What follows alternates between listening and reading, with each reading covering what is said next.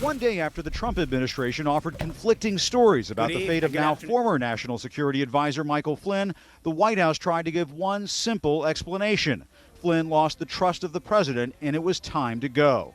The evolving and eroding level of trust as a result of this situation and a series of other questionable instances is what led the president to ask for General Flynn's resignation.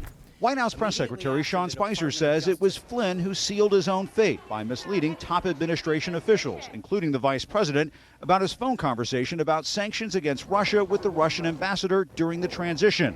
But Spicer declined to say whether Flynn had intentionally lied about the call. I don't know that it was intentional. He may have just forgotten, but I think at some point, trust isn't just a trust. Forget though in a conversation. But that's the point, Jim, is that at some point that trust eroded to a point where the president did not feel comfortable with him serving in that position and asked for and received his resignation. In his resignation letter, Flynn would only say he inadvertently briefed the vice president-elect and others with incomplete information regarding my phone calls with the Russian ambassador.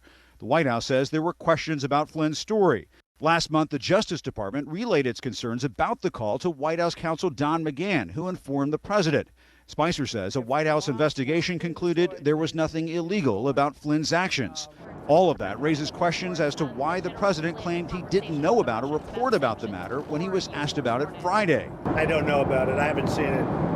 What report is that? I haven't seen that. I'll look at that. He was asked specifically was he aware of a Washington Post story? He hadn't seen that at the time. Spicer deflected questions about what the president knew and when he knew it by claiming Mr. Trump had been tough on Russia. The irony of this entire situation is that the president has been incredibly tough on Russia. To a lot of Americans, it seems that this president has not been tough on Russia. How can you say that? I think there's a difference between the president wanting to have an understanding of how a good relationship with Russia can help us defeat ISIS and terrorism throughout the world.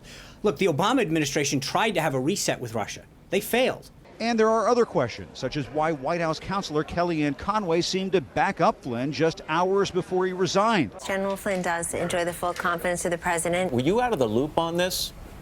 No, not at all. Both were true.